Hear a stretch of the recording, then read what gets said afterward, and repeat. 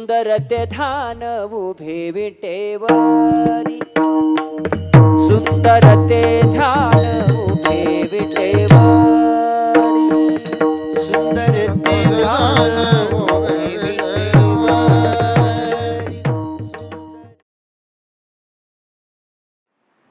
माऊली ज्ञानेश्वर महाराज की जय. भगवान मोहिनीराज महाराज की जय. सद्गुरु बंशी बाबा की जय. सद्गुरु जोग महाराज की जय. नामा म्हणे ग्रंथ श्रेष्ठ ज्ञानदेवी, एक तरी ओवी अनुभवावी. या नामदेव महाराजांच्या वचनाप्रमाणे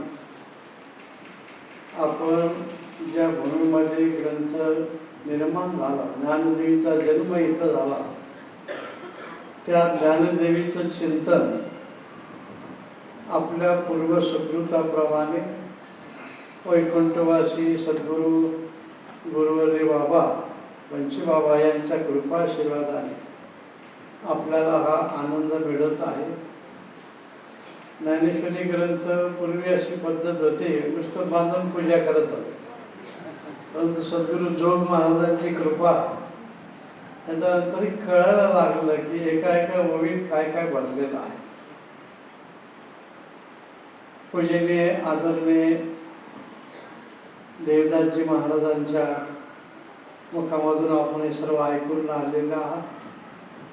सद्गुरू जोग महाराजांची कृपा आहे, सर्व संतांचा आशीर्वाद आहे त्यांच्या, आणि परमपूजनीय वंदनीय प्रातस्मरणीय भारतानंदजी महाराज स्वामीजी महाराज यांची असीम कृपा आहे.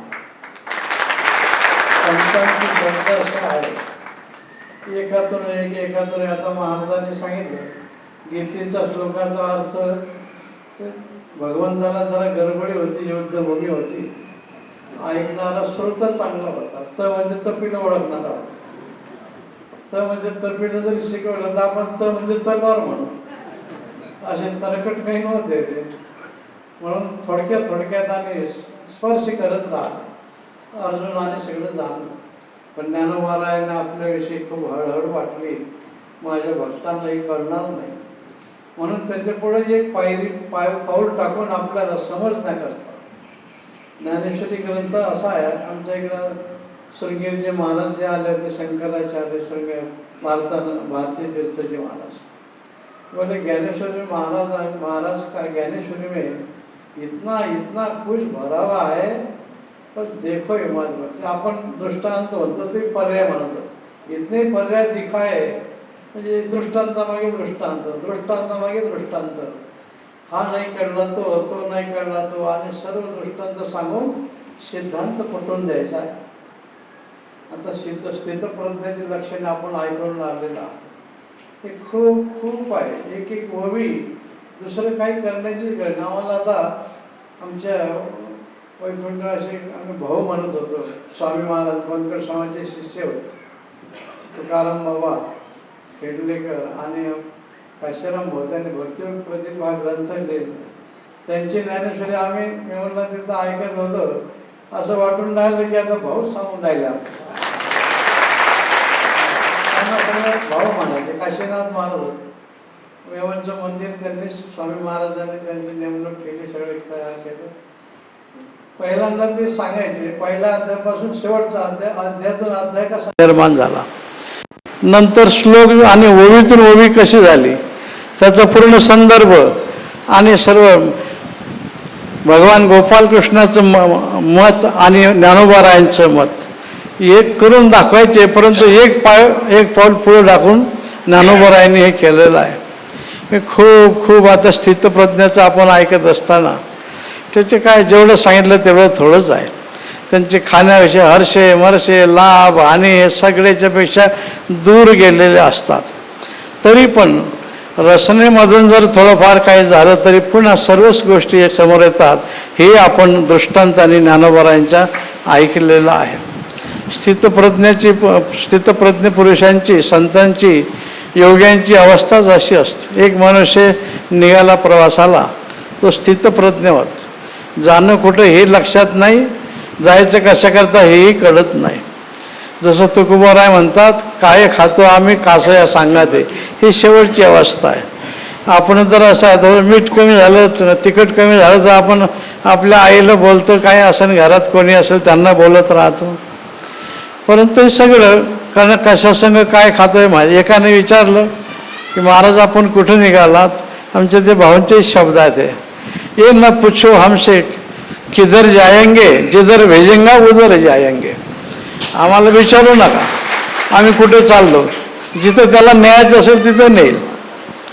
म्हणून त्याला विचारलं की तुमचा अपमान मान हे सगळं ज्यांनी आम्ही पाहतो, त्याला ज्यावेळेस मान करा वाटते त्यावेळेस तो आमचा सन्मान करतो, आणि ज्यावेळेस आमचा अपमान करून आम्हाला स्थिर ठेवायचं असेल त्याला, म्हणून तो आमचा अपमानही घडून आणत असतो.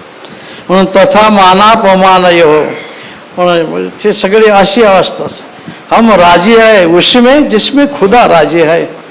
आम्ही त्याच्यातच ज्यावेळेस आमचा मान होत असेल तर आम्ही आनंदीच आहो, अपमान होत असेल तरी आनंदीतच आहो. भगवान आपल्या भक्ताचा ज्या ज्यावेळेस अपमान करतो त्या वेळेस त्याला सन्मानित करण्याकरताच करतो, किंवा कुठल्या तरी जाळ्यात अडकू नये याच्याकरता करत असतो. हे स्थितप्रज्ञाचे सर्व लक्षणं एका एका ओवीत एका एका वेळी जेवढे आपण ऐकले तेवढे थोडेच आहेत. महाराजांनी ज्ञानोबारायाने एवढे दृष्टांत सुचलेच कसे काही समजत नाही. एवढ्या कुठल्याच ग्रंथात दृष्टांत नाहीत. रेल्वेचे गाडीच्या रेल्वेचे डबे इंजनच्या मागे डबेच्या डबे, हा झाला की तो झाला की तो झाला की तो, आणि सर्व समोर सिद्धांताला सोडलं नाही. मग केलीशी मराठी गीता देवी. संस्कृत हे अवघडच होतं आहे. आता महाराजांनी सर्व अन्वयार्थसह आपल्याला सांगितलेलं आहे. मग सर्वांच्या गडी उतरावं म्हणून हे सगळं निर्माण केलं, आणि जिथे निर्माण झालं ती आपली भूमी आहे. श्री क्षेत्र नेवासा, भगवान मोहिनीराजांचा आशीर्वाद. आणि ह्या ज्या जागेवर आपण बसलो इथंच करवीरेश्वराचं मंदिर, त्याचे फोटो आपण पाहतो, आणि जो समोर खांब दिसतो आपल्याला, सगळ्यामध्ये हे एक आश्चर्यच आहे. खांबावर मंदिर असते पण खांबाकरता मंदिर नाही सापडत आपल्याला.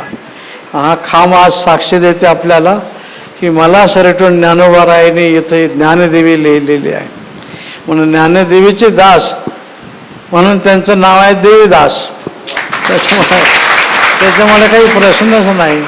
देवीचे ज्ञानेश्वरीचे दास आहेत. ज्ञानेश्वरीचा संतांच्या वाङ्मयाचा अर्थ कळणं वेगळं, अर्थ कळून तो दुसऱ्याला सांगणं वेगळं, आणि जीवन अर्थरूप होणं हे वेगळं असतं. हे सगळे संतांची कृपा आहे. म्हणून ज्ञानदेवीचे दास असणारे आपले पूजने देवीदासजी महाराज आपल्याला ज्ञानदेवी सांगत आहेत. आता खरोखर बाबा वैकुंठामध्ये गदगद झालेले असतील. मी सगळं सांगत होतो, पण आता माझे सर्व भक्तगण, माझे सर्व कार्य करणारी मंडळ आणि आमचे सर्व महाराज मंडळी मला जे अभिप्रेत आहे ते सांगून राहिलेत. आनंद वाटते. वडिलांना आनंद त्याच्याच वाटते की जे वडिलांना अभिप्रेत आहे हे ते करायला लागली मुलं की त्यांना आनंद वाटते. म्हणून बाबा गदगद झाले असतील. आपल्याला आता सत्संगच करायचं काम आहे. हे सगळं उभं करायचं काम त्यांनी केलं.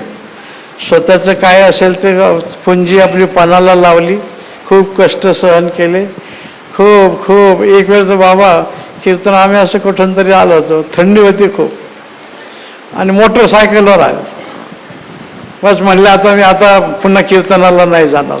एवढ्या मरणाची थंडी त्याच्यात तरीसुद्धा बाबा मोटरसायकलवर कुठं जायचं असले तर ते ओढकटी घेऊनच जायचे. हे सगळं कष्ट सहन केले, आधी केले मग सांगितले, आणि हे निर्माण केलं. इथला खळा आपल्याला साक्ष देऊन राहिलेला आहे. आणि याच्यात खऱ्या अर्थाने आपला आनंद, सत्संगाचा आनंद, संतांच्या वचनाचा अनुवाद हे बाबांना इतकं गदगद करत असेल. पण त्यांचाच आशीर्वाद आणि खूप आणि त्यांना एक अभिप्रेत होतं. माऊलीचा पालखी सोहळा तो सुद्धा अतिशय सुंदर आणि आनंदमय सगळं प्रसंग आपण पाहून राहिलो. हे सगळं त्यांच्या इच्छेत जे होतं आपण काहीच करत नाही. आपली काय ताकद आहे करायची. त्यांच्याकडून सूचना येते आपल्याला, ते आपल्याला कोणाला तरी 4 जणाला सांगतात, 10 माणसं एकत्र तेच करून घेतात आणि सर्वांना मिळून ते हा आनंद उपभोगायला लावतात. म्हणून त्यांना जे जे अभिप्रेत होतं, जे जे करायचं होतं, जे करण्याचं शिल्लक राहिलेलं होतं, ते आता जे जे होत असेल त्यावेळेस बाबा गदगद झालेले आहेत आणि असतीलही. हा सगळा आनंद आपल्याला प्राप्त झालेला आहे. ज्ञानेश्वरी स्थितप्रज्ञ लक्षण सेन पुढचे सगळे दैवी आसुरी सगळे प्रसंग एकाहून वेगळे वेगळे आहेत. माऊलीने सगळं एकाचं असं जसं तळ हातीवर आवळा घेऊन जसं चारी बाजूनं पाहायला जाते तसं सगळं पाहायला जात असतं.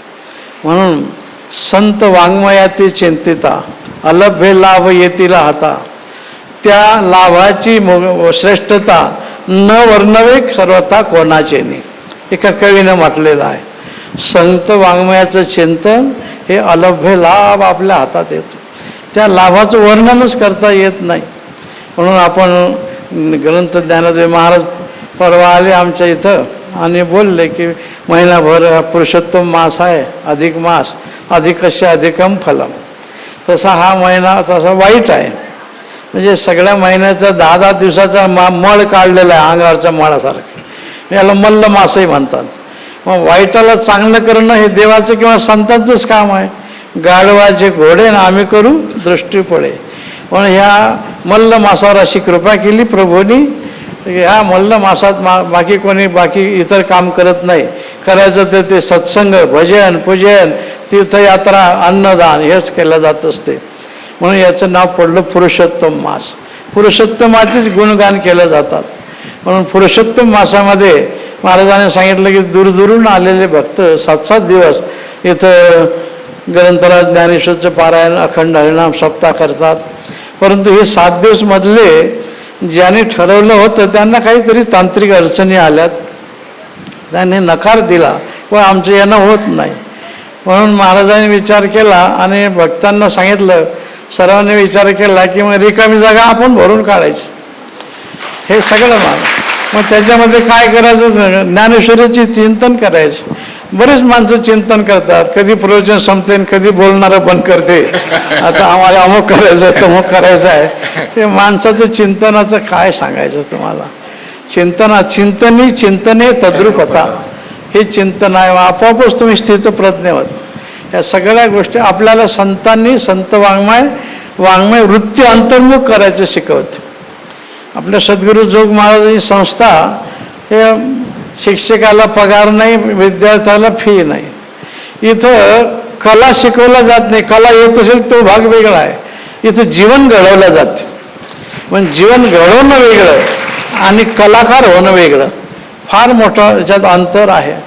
म्हणून त्या जीवन घडवणारी जे संस्था आहे सद्गुरू जोग महाराज, सद्गुरू स्वामी महाराज, सद्गुरू मामासाहेब, सद्गुरू लक्ष्मी बाबा, मोठ्या प्रतिमा बाबा असतानाच हे लावलेले आहेत. त्यांचे जेवढे उपकार आपण वर्णन केले तेवढे थोडे आहेत. काय सांगू आता संतांचे उपकार, माझं निरंतरच आहे.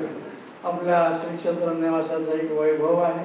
इथं ज्ञानेश्वरीचं चिंतन, संत वाङ्मयाचं चिंतन, आपलं वैभव एकच आहे. सोनं चांदी बाकीचे सगळे हे व्यावहारिक वैभव झालं, परंतु हे चिंतन हे पारमार्थिक वैभव आहे. यांनी माणसं घडल्या जातात आणि बऱ्याच गोष्टी माणसं घडल्याशिवाय कामाला येत नाही. यात आदमी तो सबको ही कहते, आदमी का सब सुकाल, लेकिन जिस आदमी को आदमी कहते हैं उस आदमी का दुकान. माणसासारखी माणसं खूप आहे. माणसासारखी माणसं घडवायचे संतांनी काम केलं, ज्ञानेश्वरीने काम केलं. म्हणून नामदेव महाराज सांगतात, मी आपल्यासमोर म्हणून दाखवलं, नामा म्हणे ग्रंथ श्रेष्ठ ज्ञान श्रेष्ठ आहे, परंतु एक तरी ओवी अनुभव आहे. एखाद्या ओवीचा तरी अर्थ लक्षात घ्या. याचा अर्थ एकच ओवी अनुभवायचा असं त्याचा अर्थ नाही. एक ओवीचा अनुभव जरी आला तरी जीवन सफल होऊन जाते. म्हणून आपण भाग्यवान आहोत की याच ठिकाणी ग्रंथराज ज्ञानेश्वरीचं लिखाण झालेलं आहे, ज्ञानदेवीचा जन्म झालेला आहे आणि त्या ओवीचं त्या शब्दाचं प्रकटीकरण या मधल्या रिकाम्या दिवसामध्ये पूजनीय महाराजांनी आपल्यासमोर मांडायचं ठरवलं. ही बाबांची प्रेरणा आहे, ज्ञानोबारायांची प्रेरणा आहे. त्यांचीच प्रेरणा अशी सदैव होत राहते. आपण निमित्त मात्र सवेसाच निमित्त मात्र भव सवेसाच. आपण निमित्त मात्र आहोत. हे सगळं चाललं. हे जे घडते त्यांच्यामुळे घडते, घडणार आहे त्यांच्यामुळेच घडणार आहे, आनंद मिळणार आहे तो त्यांच्यामुळे मिळणार आहे. आपण काही करायचं म्हटलं की मग आपल्या डोक्यावर बोजा बसत, म्हणून आपल्या डोक्यावर ओझं नाही घ्यायचं. आपण ओझं त्यांनाच उचलायला लावायचं, त्यांच्या मागे मागे आपण चालायचं. आपलं कल्याण झाल्याशिवाय राहत नाही. आज इथं महाराजांनी परवा सांगितलं, आम्हाला असं वाटलं माऊलींचं दर्शन होईल आणि आपल्याला 2 शब्द ऐकायला मिळतील. ऐकताना मग अशी बोलल्याप्रमाणे आमच्या भाऊंची म्हणजे काशीनाथ महाराजांची आठवण येऊन लागली. ते इतकं सगळं ओवीतून ओवी साखळी असते ना आपली गाय म्हैशी बांधायला, तर अशी सगळी ज्ञानोबाराने साखळी केलेली आहे. आणि वरिष्ठांना कमी केलं नाही. आपल्याला असं वाटतं एखादा माझं बोलता वाढून राहिलं, एक मनुष्य खूप मोठं उंच बंगल्यावर गेला आणि मग सांगायला लागला हे ना की बाकीच्या ज्या आमची जुनं घर आहे त्याची दिसते ना झोपडी, आमच्या वडिलांचं आयुष्य त्याच्यातच गेलं, त्यांना काही नाही करता आलं. पण ते गेल्यानंतर हे हे बिल्डिंग आम्ही केली, अमुक केली, शेजारच्या घराचा सौदा चालू आहे, त्यांना काढून द्यायचं आहे आणि तिथे काय करायचं आहे. तर असं नाही, आपल्यालाही मोठं व्हायचं आहे, दुसऱ्यालाही मोठं करायचं आहे. हे आपल्याला संतांनी शिकवलं, बाबांनी आपल्याला तेच शिकवलं. आणि सर्व आपण एकाच अधिकाराचे आहोत आणि एकाच प्रेमाचे आहोत, एकाच श्रद्धेचे आहोत. त्याच्यामुळे जे करायचं ते सर्वांकरता आणि जे करायचं ते सर्वांना मिळून आणि बाबाला आनंद वाटेल असं आपल्याला करणं बाबा आपल्याकडून करून घेऊन राहिले. पण पुन्हा आम्ही सांगतो, आपण भाग्यवान मंडळी आहात, ज्याचं भाग्य त्याला कळत नसतं की जिथं ज्ञानदेवीचा जन्म झाला तिथं आपल्याला रोज हे सगळं अमृत प्राशन करायला मिळते. पण आज इथं येऊन ज्ञानोबारायांचं दर्शन झालं, श्री महाराजांचं दर्शन झालं. उपस्थित सर्व संत महंत मावले येतात, बाकीचे सर्व संतांची नाव घेता येणार नाही. पंथ वेगळे असतील, उपासना वेगळी असेल, सांगण्याची पद्धत वेगळी असेल, पण एकाच करता आहे. स्थितप्रज्ञाची अवस्था जे सर्वं खलविदं ब्रह्म, ज्याला सर्व ठिकाणी तो ज्या पाहतो त्यावेळेस त्यांना खाणं पिणं हर्ष शोक सुख दुःख याची जाणीवच होत नाही. हे माझं ते माझं तुझं ते माझं अशी वृत्ती ज्यावेळेस निर्माण होते त्यावेळेस सुखदुःखाचे डोंगर चढावे लागतात, दुःखाच्या दऱ्या उतराव्या लागतात, हे सगळं करावं लागतं. एकदा वृत्ती घट्ट झाली की मग काही करण्याची गरज नाही. संतांना सगळं सहन करणं हे स्थितप्रज्ञा, संतांनी सहन करणं स्थितप्रज्ञाचे लक्षण आहे. याचा अर्थ तुम्ही सतत काठी टोचत राहा असं त्याचा अर्थ नाही. समाजाने समाजाची बाजू सांभाळणं महत्त्वाचं आहे आणि आदराची भावना ठेवणं महत्त्वाचं आहे. आणि संतांनी सर्वांच्यावर खळाची व्यंकटी सांड माऊलीनं तेच सांगितलेलं आहे. खळांचा कुटीलपणा बाजूला जाऊन त्यांना चांगल्या प्रकारची बुद्धी प्राप्त करून त्यांना त्याच जीवनात त्याच जन्मामध्ये त्यांना आनंद मिळावा ही संतांची भावना आहे. आणि ती आपले ग्रंथराज ज्ञानेश्वरी शब्द करतात आणि आपण सर्वांगाचे काम करून ऐकून राहिलेले आहे. पुनश्च सर्व संतांच्या चरणी आम्ही नतमस्तक होतो.